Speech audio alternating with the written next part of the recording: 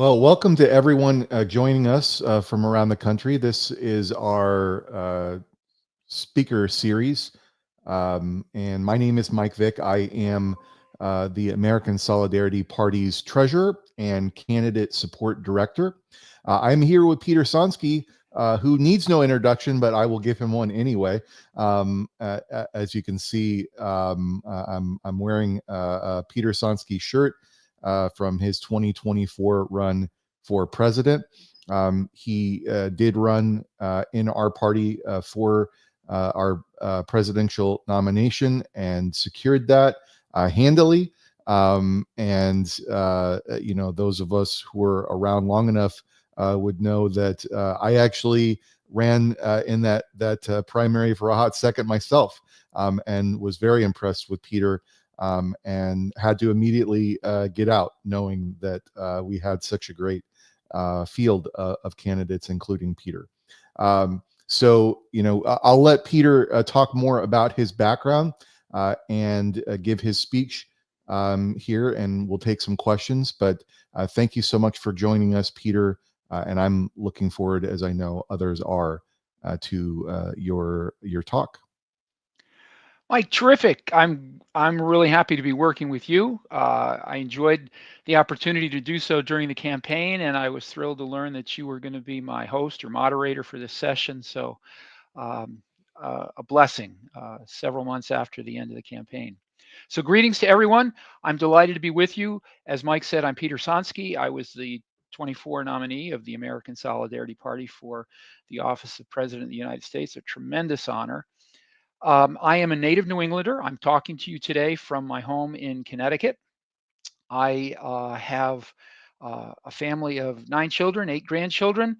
I work presently for the Knights of Columbus. I work in the realm of community outreach, and specifically at our public center here in New Haven, Connecticut. Um, I have a background in both the Democratic and the Republican side of politics. In my youth, in my upbringing, I was in a Kennedy Democrat family. Um, Born and bred a Catholic. Mom and dad were both practicing Catholics, and both from blue collar families, from factory working families. And in that era, the 1960s, we were very tied to the Democratic Party because the Democratic Party was very tied to the rights of workers. Um, the appeal of the Democratic Party wore off pretty quickly in the 1970s when the Roe v. Wade decision of the Supreme Court was announced, and the Democratic Party decided to embrace that and move forward with that position. Um, I remember my first election was 1980, and I voted in that election for Jimmy Carter, who was standing for reelection against Ronald Reagan. Ronald Reagan was a former Democrat himself. Many of you who know his background know that he was an actor, but he had been very active in the labor movement among actors. But he had changed his affiliation sometime before, and was now running as a Republican for the office of president. He secured that, and he very astutely had attracted to his cause all of those that had the conservative position on abortion. And so while I didn't vote for him, I voted for Carter, who was also pro life personally. I I essentially became a Reagan Democrat and then a Reagan Republican because I felt like the Republican Party was more in keeping with those values at the time, and the Democratic Party had walked away from me. I say I didn't leave the Democrats left me. Um, but I couldn't stay. I honestly couldn't stay. I was a Republican for a time during the tail end of Reagan's years, the last 4 years, and then I remained a Republican during his successors, George H.W. Bush's presidency, late 80s, early 90s. But by the time that President Clinton was elected and there was a turnover in Congress, and I was just finding myself more and more at odds with the views and values of the Republican Party at the time. And so I became politically homeless. I left. I dropped my affiliation with the Republicans, and I was unaffiliated from the mid '90s until 2018. This is 2 years after the presidential campaign. I voted uh, according to my conscience in each one of those various elections leading up to that one in 2016. In 2016, I could bring myself to vote for neither presidential contender, neither for Hillary Clinton or Donald Trump. And I voted third party. But I was incredibly frustrated because there seemed to be something truly lacking, something that I could identify with that I couldn't quite find until a friend of mine here in Connecticut introduced me to the American Solidarity Party. And I've described it repeatedly as though when finding the ASP, it fit me like a glove. I felt right at home immediately. All of the values that I had kind of had to forfeit when I left the Democratic Party were found there. And the things that still did appeal to me in the Republican Party were also there. And they all came together, they all harmonized, and they all worked well together. So I was delighted to find it. I was already a local elected official, so I immediately identified with the ASP. And then as we drew closer to the 2020 election, I supported Brian Carroll and Amar Patel for their candidacy, and remained connected, even if it at a distance, because I was still very involved in local politics. And then I was asked, "Hey, would you consider running for president?" And so I entered the primary, as Mike indicated, and was very pleased to have the confidence of the party in serving as their nominee. And I'm very grateful to join you today for this presentation. I call it Subsidiarity and Civic Responsibility. So as an overview, I'm going to discuss what I consider to be the bedrock of the American Solidarity Party principles broadly, and then I'll plumb down to a particular focus on subsidiarity, and then from there I'll develop my views on participation in local office from that foundation that I just discussed. So the American Solidarity Party, for those unaware, is what I like to call the manifestation of Christian democracy in the United States. So as a political movement, it has more or less appropriated the principles of Christian democracy and Americanized them. It's sought to apply them according to our American circumstances. So these principles derive largely from Catholic social teaching, as well as from prevailing European Christian scholars and statesmen in the early 20th century, and in particularly following World War II, there was a tremendous development of Christian democracy in Europe. One of the individuals most notable in my readings to learn more about Christian democracy was the neo-Calvinist churchman and politician Abraham Kuyper. I'm not going to cite him today, but I mention the name because I think he's valuable to read. But anyway, Catholic social teaching. We get subsidiarity, the term, from Catholic social teaching. And Catholic social teaching is an umbrella of doctrine that's developed really over 2 millennia of the church is seeking to understand mankind and man's earthly existence. But it comes mainly from a series of papal writings that began in the late 19th century and that really have been developed and continue to the present day. It's Catholic mainly because it's been the popes who have sought to codify and promote these positions, but it harkens broadly from a Christian worldview. So sometimes I'll use the term Christian social thought interchangeably with Catholic social teaching. What's noteworthy is that the foundational philosophy, the principles, the values that the American Solidarity has is not based on a whim. It's not based on current trends. It's rather based on this rudimentary understanding of human beings and their place in the order of creation. And we get that from the Bible. And so from that has come this lengthy development or evolution of Christian thought.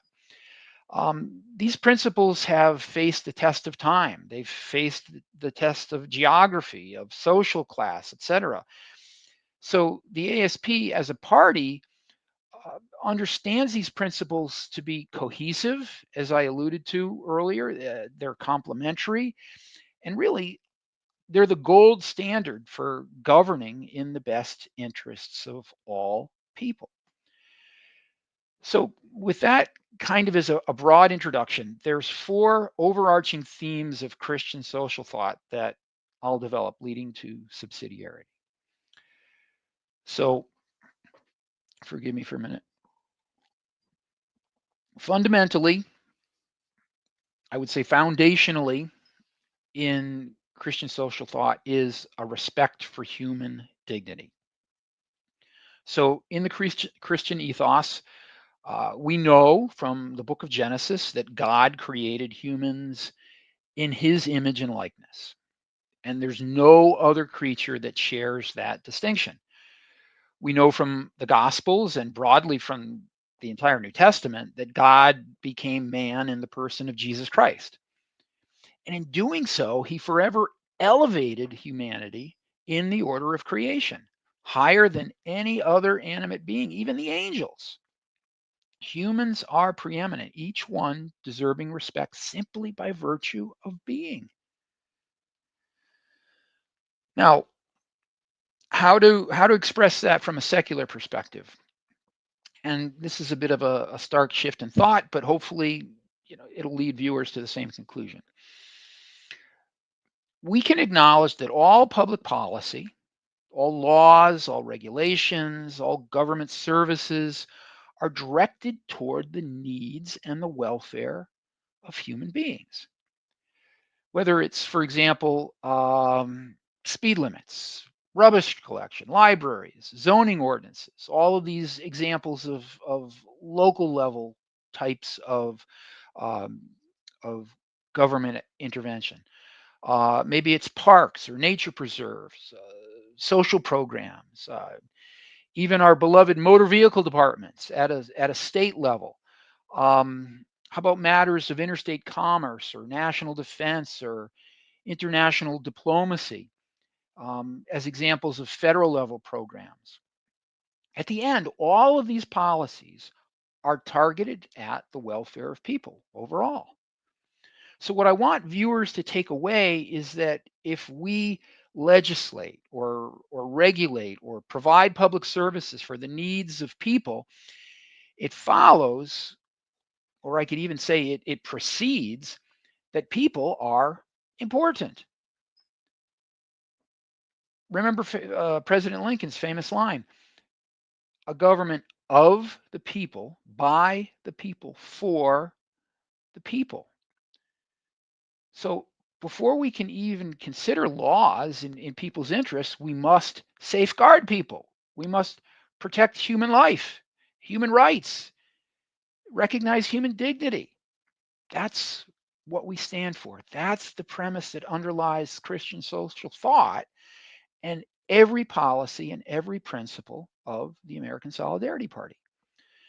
So, taking it a step further or maybe a step wider, this focus applies to people collectively, to all people, and I would say with a particular sensitivity to those who are most in need. I like to refer to it as a conscious connectedness. It's also what I use the term known as solidarity. Beyond that, still is a focus on the welfare of all, of everyone, and that's what's known as the common good. So think of it as social policy directed toward allowing people to flourish, to reach or at least to approach their human potential. Humanity is a collective.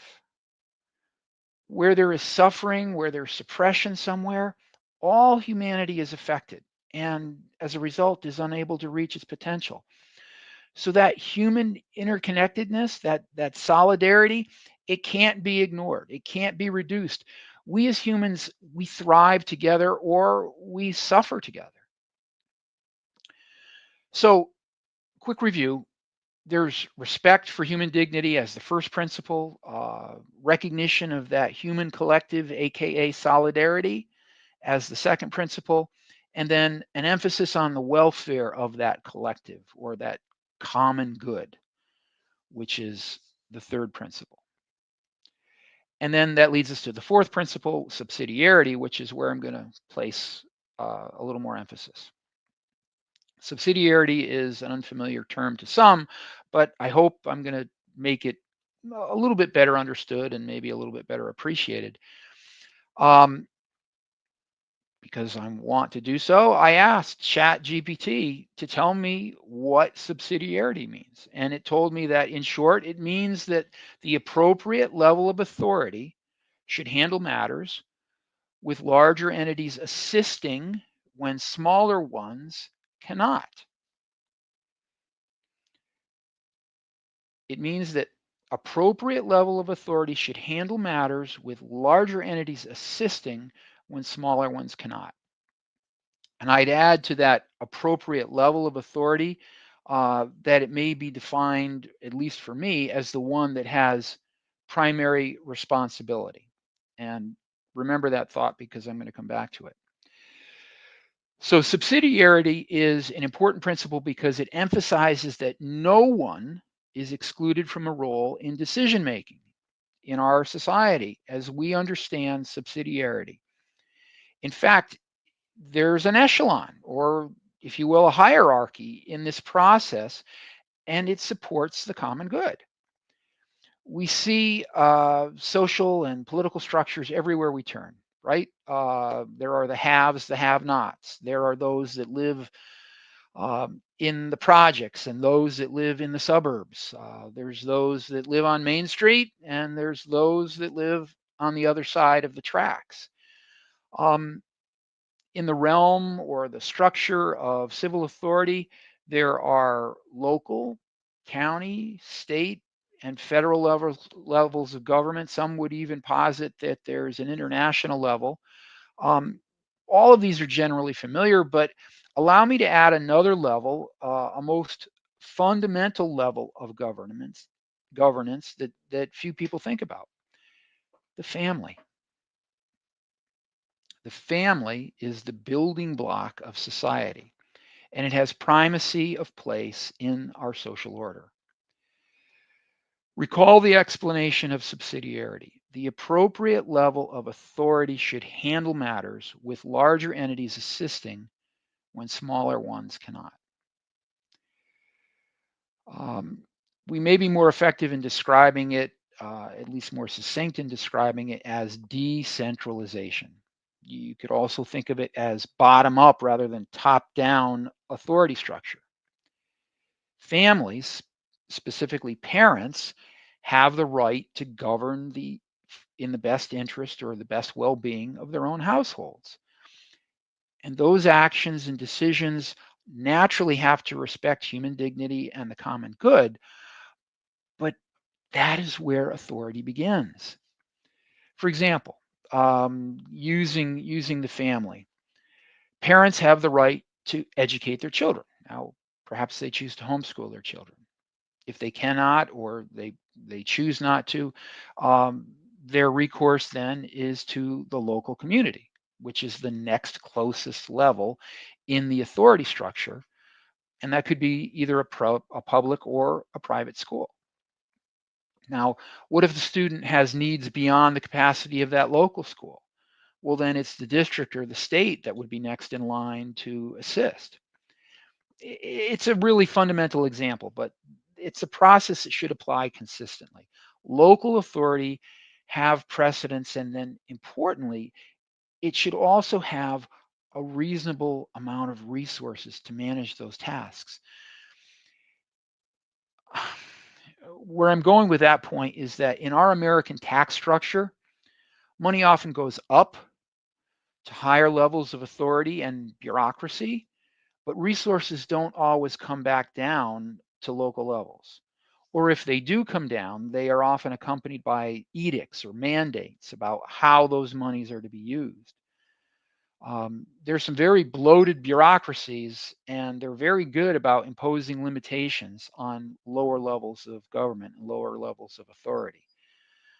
Um, I'll give you an example. In my time as an elected school board member, our board was debating the closure of one of our 5 school buildings. We had experienced a 20% drop in the student population over a stretch of roughly a decade. And that's a 20% drop from the district's all-time high. And we were looking at statistical data that gave indication that there was at best a flat or a still marginally declining birth rate. So we did not expect that student population to increase anytime soon. So we had proposed closing one of our school buildings. Now, at one of the public hearings about this topic, there was a local faction that opposed the school closure. They were the people closest to the school, and naturally, they had a particular interest in keeping it open. And they persuaded their representative in the state legislature to appear at the public hearing before our school board on their behalf. So the lawmaker shows up and says that the board should not be undertaking decisions of this sort because the governor was going to introduce a statewide plan for school redistricting. So, in other words, our local school board that understood the needs of our local circumstances should instead defer, should accept direction from above. Well, suffice it to say, that didn't happen. Our board closed the school, and the governor evidently found more pressing matters about which to attend because he never introduced a plan. But the starkness of that message was very troubling to me nonetheless, because it was an implication that a level of government removed from the people who knew their needs and knew the will of their citizens was seeking to say, we know best. But here's the important thing to remember about subsidiarity. Every level of authority has responsibilities that are specific to itself. So subsidiarity is advantageous to all levels of government. Think about this example from the Acts of the Apostles, the beginning of chapter 6, the Acts of the Apostles. It's um, it's the occasion in which the local community is instructed to select 7 members from among itself to care for the local affairs, which was going to enable the apostles to give more attention to their duties of evangelization. So it's a clear example of being able to identify people to serve the local needs while the more broad needs can be addressed by people who are focused on that requirement. And I'd say there's an analogous example in Exodus 18. This is where Jethro, who's Moses' father-in-law, essentially is telling Moses, it's not a good idea to be all things to all people because they're seeking him, Moses, to judge their every appeal. Jethro says, and I'm quoting now, what you are doing is not good. You and these people who come to you will only wear yourselves out.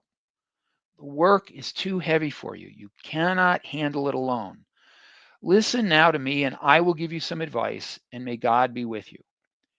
You must be the people's representative before God and bring their disputes to him. Teach them his decrees and instructions, and show them the way they are to live and how they are to behave. But select capable men from all the people, men who fear God, trustworthy men who hate dishonest gain, and appoint them as officials over thousands, hundreds, fifties, and tens. Have them serve as judges for the people at all times. but have them bring every difficult case to you. The simple cases they can decide themselves. That will make your load lighter because they will share it with you. If you do this and God so commands you, you will be able to stand the strain, and all these people will go home satisfied. End of quote. So the crux of my position is, if subsidiarity argues for the foundational level of government and society to have authority and resources to address its needs, we must be part of that process. Pope Francis once said, the principle of subsidiarity allows everyone to assume his or her own role in the healing and destiny of society. Implementing the principle of subsidiarity gives hope. It gives hope in a healthier and more just future. Um, Remember before I snuck in an extra word, a qualifier, when I was describing subsidiarity. And so I'm going to return to that now. The word I used was responsibility. And that's why I quoted the late Pope, who emphasized everyone having his or her own role in the healing and destiny of society. No right can be realized without concurrent responsibility. For example, no one can have safety on the roadways unless everyone is willing to adhere to traffic laws. Responsibility means participation. It means accepting that interconnectedness that I mentioned, that that solidarity we have with others, and showing that solidarity, showing a willing union, a willing connection with others. It means participation. If we want subsidiarity, we must speak and act from that premise. We must be active in governing in our communities. I've held 3 different elected positions at the local level. And I can tell you, we must be willing to participate. We must be willing to take responsibility for sharing our views and our policy proposals. Now, I'm talking to you, the listener. If you run, you may not be elected, but your voice will be heard in your campaign, and those ideals that you've brought, they will be conveyed. Those ideas that you've proposed, they may take hold even if you do not reach office. And look, there are appointed positions in local government too. Sometimes you can be appointed to a board or a commission in your community, appointed outright, or maybe you could be selected to fill a vacancy on an elected board. But you must participate. You must be active if you're going to take advantage of those opportunities. Whether as a local official or as a local active citizen, you are a part of the population that is impacted by your efforts.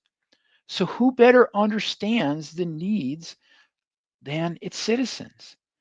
Who better understands the best interest of the community than he or she who is a resident and who's going to be impacted by the policy decisions when they're implemented?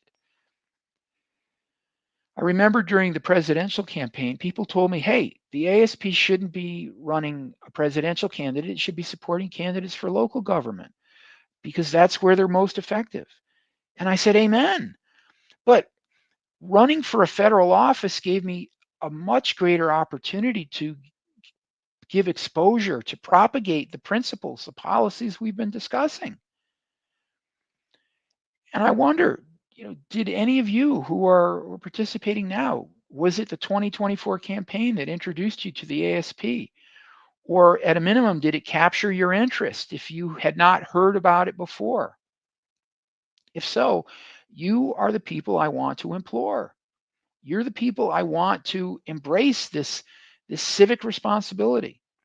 You're the people I want to bring your voice and your values to your communities.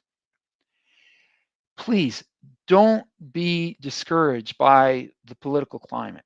Don't let it get you down. Let it inspire you.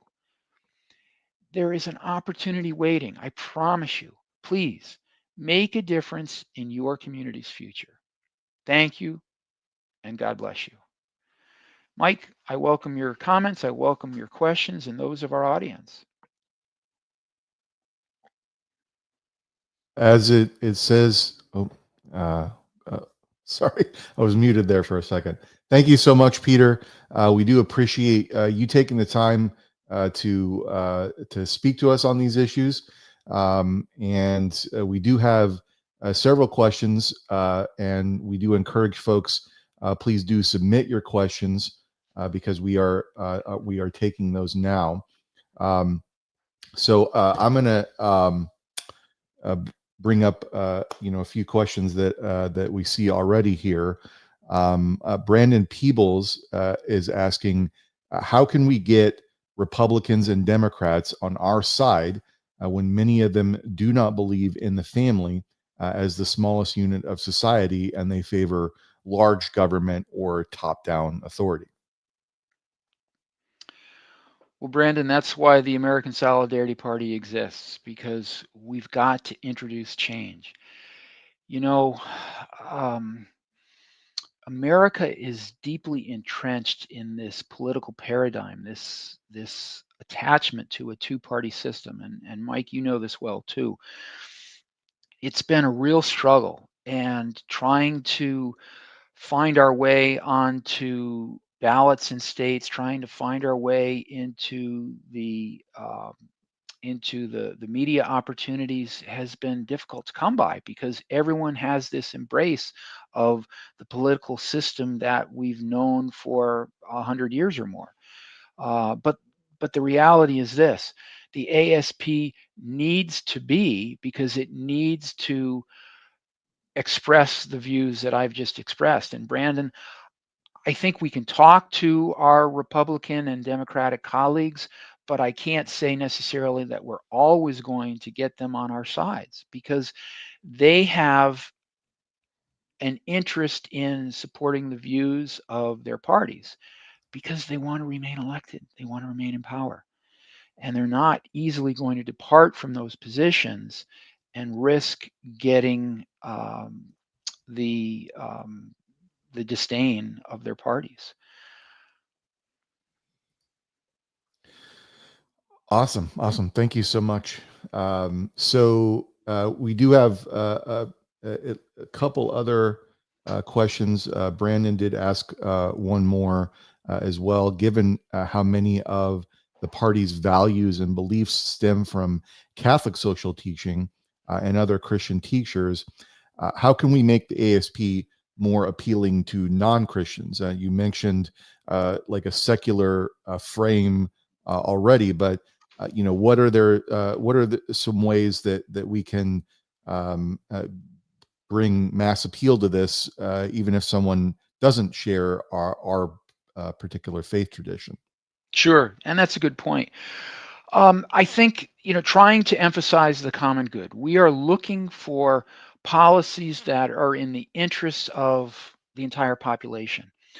We are not looking for interests that serve just Catholics or just Christians, but from our Christian sensibilities, we look at society as a whole. We have an inward disposition to the teachings of Christ, but when we look outward as a way to express them, as a way to fulfill them in our own lives, we're looking at all people. We're not looking exclusively at those that share our positions necessarily. And so I mentioned earlier, when I was introducing myself, that some of the values that I identified with when I was a Democrat, I had to set aside because I distanced myself from the party when it went hard in a position that supported the right to abortion. And while I moved to the Republican Party, because I figured, well, if I'm not going to be there, I've got to be here. The reality became, no, I'm not comfortable there either. There's some things that I clearly like. I like the stand that you have for preserving religious liberty, and I like the stand that you have for having smaller government. I like the stand that you have on respect for life and respect for marriage and family, but I don't value a lot of the positions that you have on labor and the environment and other things. So um, I think trying to present a new platform, a new series of public policy initiatives that most everyone can identify with and say, look, you've had to probably do a cafeteria plan before this, pick a little of this or a little of that, and had to forfeit something else. You can have it all in the ASP because we're looking at the total good. We're looking at the common good of all society. Awesome. Awesome. So we do have a like more of a comment, but I think that it raises an important issue, which is so pick and choose says thanks for speaking on this. I strongly believe in the concept of subsidiarity, but too often I see people flatten it to essentially mean less government or all local or all private family.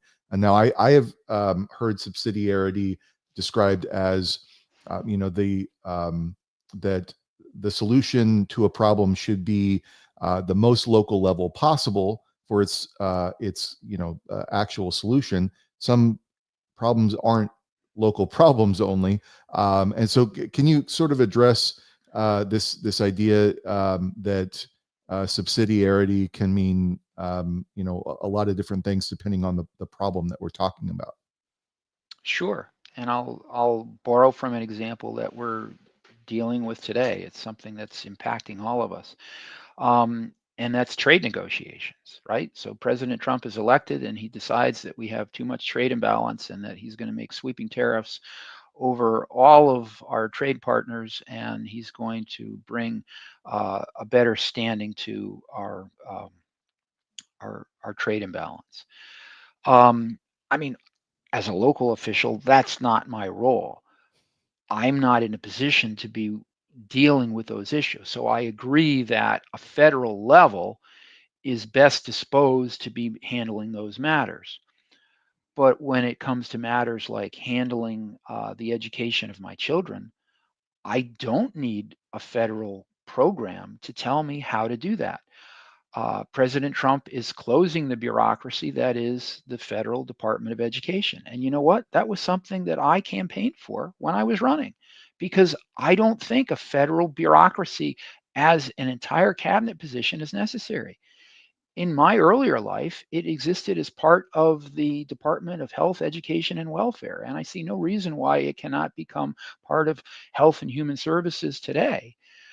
I don't know that it needs to be a standalone bureaucracy. I think that local and state levels can do a more than adequate job of guiding the education needs of our young people. So, yes, I think it can be used as an argument to say that it should be for a downsizing of government. And to a degree, I think there's validity in that. As I alluded to, there are a lot of very bloated bureaucracies and they're liking to have their say. But a lot of decisions that those bureaucracies are involved with are much removed from the actual people who are experiencing them. So give to the federal government the protection of our nation, the maintenance of a military force, management of interstate commerce, of foreign diplomacy, and all the issues that I mentioned. But give to the local communities the opportunity to provide for the needs and the interests of their people. Awesome. Awesome. So we do have one other question from Pick and Choose. Is the ASP open to policies that promote compact, walkable urbanism outside of the big cities? When I visit family in France, the villages organically produced local community without trying. Absolutely. This is what we stand for. We're very much in favor of localism. We're very much in favor of supporting local business initiatives. I mean, we would love to see more employee owned operations and more of them available on the local level. I see an Amazon truck going by my window several times a day, and I think to myself, those people that are working for Amazon are really struggling, and somebody is getting very wealthy on the other end. We need to do more to provide for the opportunities of people to take advantage of filling their needs in their local communities and to make walkable communities, to make us more aware of our interconnectedness with the people we live nearby, whom we worship with, whom we do business with, is extremely important. It gives us a greater appreciation for who they are, what they stand for, and it helps them to realize too what our values are and how we can be mutually supportive of one another. Awesome. And just briefly, Pickin, I will note that Chuck Marone, who is one of the foremost authorities on this topic of walkable cities and strong communities, is on our board of advisors, and he wrote a book on this subject called Strong Towns, which you can check out on his website, which is Strong Towns. So. Our own William Fleming has a question here. He asks, have you seen specific positive examples of higher levels of government supporting more local ones? And can you share any ideas of what this support might look like?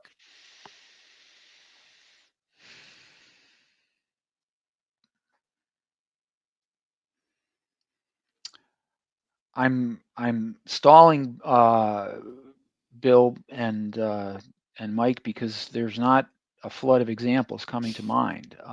Sadly, it's more the opposite. Like I gave in my example, it's more them trying to take away responsibility or take away decision-making privilege than it is to extend it back. I think that's why the ASP is so important, because we need to stand for the importance of people doing it. But as I emphasized, it can't just be saying it's important to give local individuals, local governments, local families authority. We have to accept that responsibility. We have to become engaged and do it ourselves. Because if this system is going to succeed, we need people who are dedicated to implementing it. It can't just be talk and no action. It can't just be words without works. It needs to be a combination. So, Bill, I'm sorry that an example doesn't come quickly to mind the um, of the higher levels of government immediately deferring to lower levels of government, and I'm sure there are rare occasions of it being so. But it's not something that I have experienced a lot in my own time as a government official. Moreover, it's been a frustration of having to deal with mandates, and quite often unfunded mandates, to say you must do this. Yeah, so please keep submitting your questions in the comment stream everywhere where we're sharing this, and I will note that we do have some more time for Q&A. So I'm going to ask Peter some questions that are burning on my mind, namely, I would love to hear more about your experience having run for president. I think that a lot of people that are in this chat are probably interested to know some behind the scenes things. What was it like to be out there? Certainly in 2020, we had a very different experience. As Brian Carroll has shared, much of his campaign had to be spent at his house because we were on lockdown from COVID. So what was it like getting out there in communities and talking about these ideas to people? And certainly this is a very different experience than just running for a local office. So I'd love to hear more about what the campaign was like for you. Well, thanks, Mike.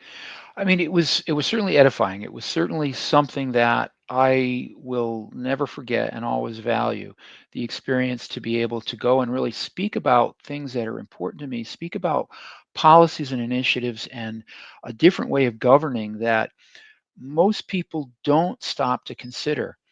Um, it was frustrating or discouraging at times because clearly we were not drawing the big numbers like the major party candidates were. Um, but it's not a level of discouragement that made me say, no, I don't want to do this anymore. It was a level that made me say, you know what, we just need to make our points better heard and better understood.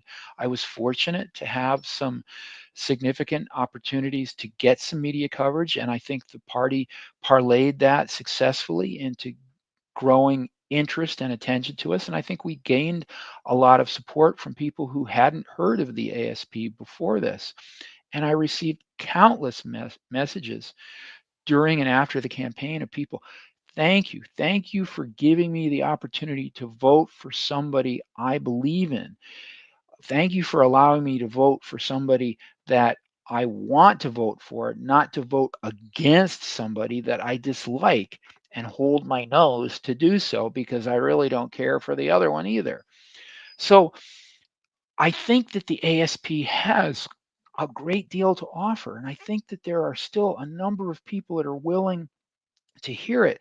Some of them are not yet willing to embrace it, Mike. Some of them are still very fearful of the departure from that paradigm that I talked about before. I've heard you articulate very well that, especially in a presidential election, you need to think about the fact that we are voting for electors and electors are voting for a president. So it doesn't matter what the vote count is in a particular state. If the Republican presidential candidate gets one vote less than the Democratic presidential candidate, then the Dem gets all of the electoral votes. And in a state like mine, in a state like yours, where it's a heavily blue population, it doesn't matter if you're voting for Donald Trump or Kamala Harris because your single vote for either of those individuals is not going to make a significant impact on the outcome of where the electoral votes go. But it will make a huge impact in people seeing, no, I don't choose either. I choose something different. I choose something better. I stand apart from you because I don't like the way you are governing. I choose something else. And this is what I try to convey to people. You have a voice, and your voice is able to express both satisfaction and dissatisfaction with the status quo. And if you voted for ASP, if you supported Lauren and I thank you. You voted with your conscience. You said, I want something different. I want something that expresses my values, not having to bend my values to your positions. Yeah, and Peter, I'll just say from my own personal standpoint, and I think that most people in the ASP have had this experience. I got tired of having to hold my nose on election day. I got tired of having to shut my mouth. When you hold your nose and shut your mouth, it makes it very difficult to breathe.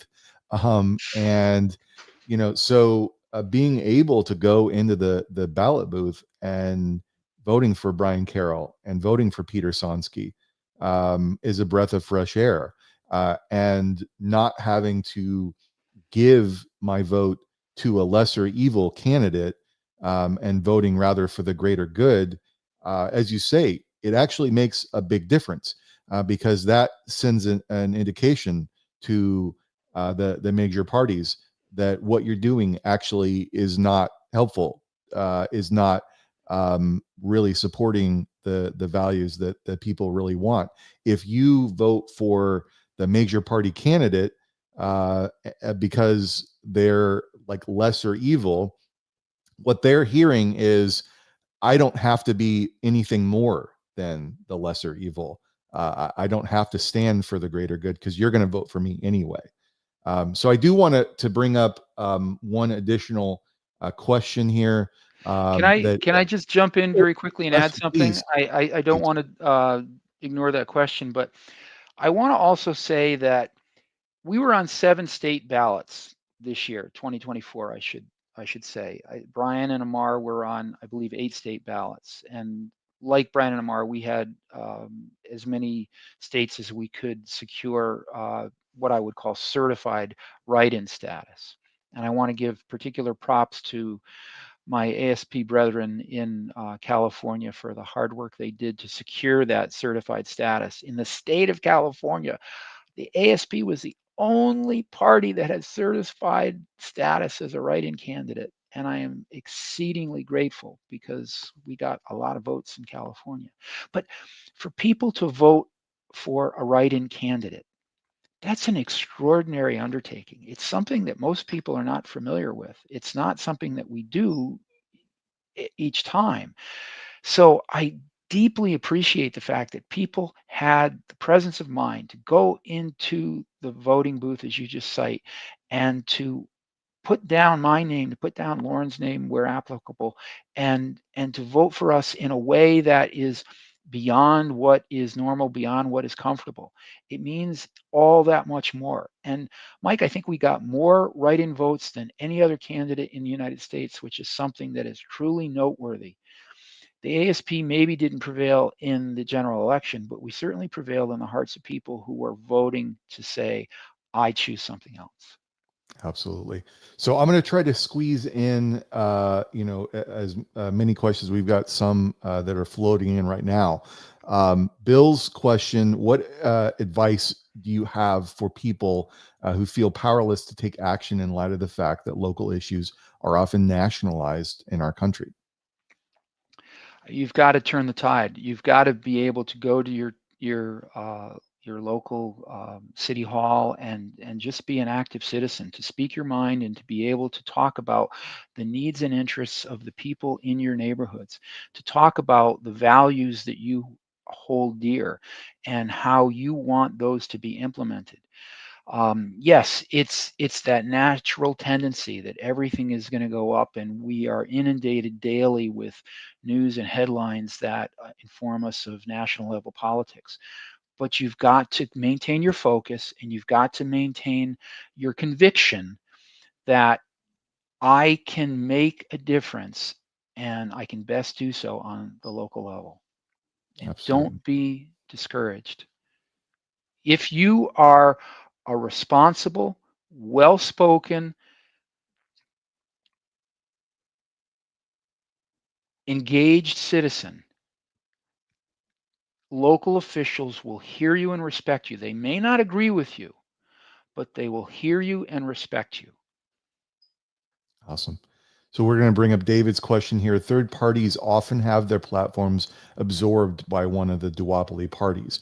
Presuming we can get the ASP enough recognition, how do we keep this from happening in order to maintain ASP's integrity?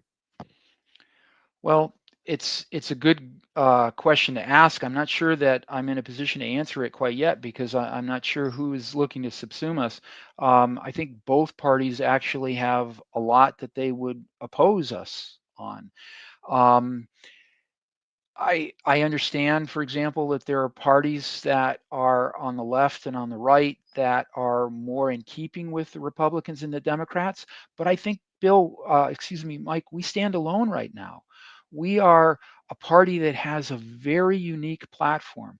We have a very unique set of public policy initiatives and values that are distinct from either of those two major parties.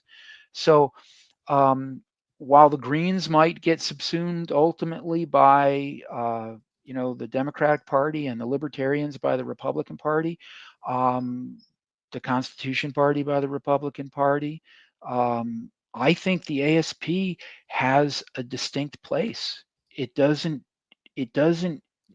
easily fit with either one of those two major parties. It has a pride of position of its own. Awesome. Awesome. So, in the final few minutes here, I would encourage folks, please, continue to submit your questions. We will take them really as long as we can. But I do want to give a few minutes here just to make a pitch. Fully, as Peter has said. Um, to folks to run for office, at every level possible. And we have resources for you at the national level. We encourage all of our candidates to head to our website and learn about what those resources are.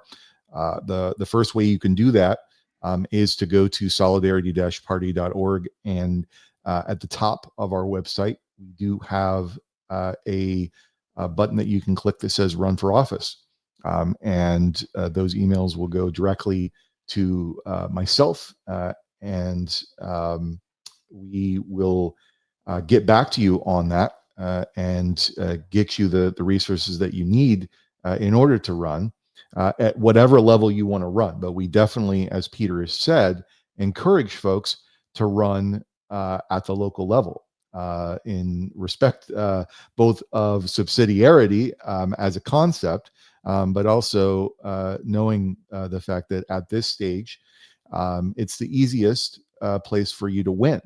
I often will joke that we actually have probably per capita more elected officials in our party than any other party in America.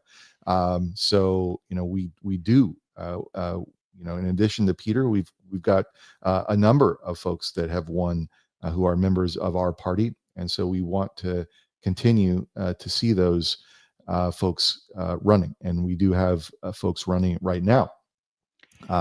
So yes, Peter.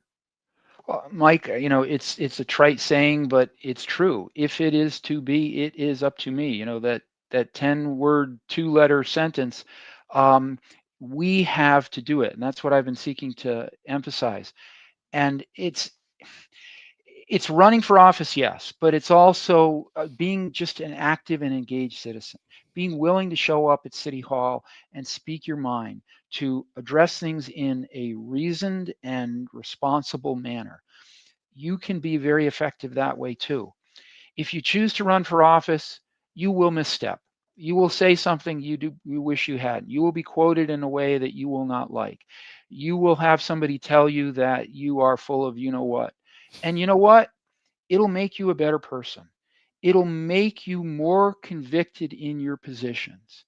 It will make you want to work harder for the values that you think belong in your society.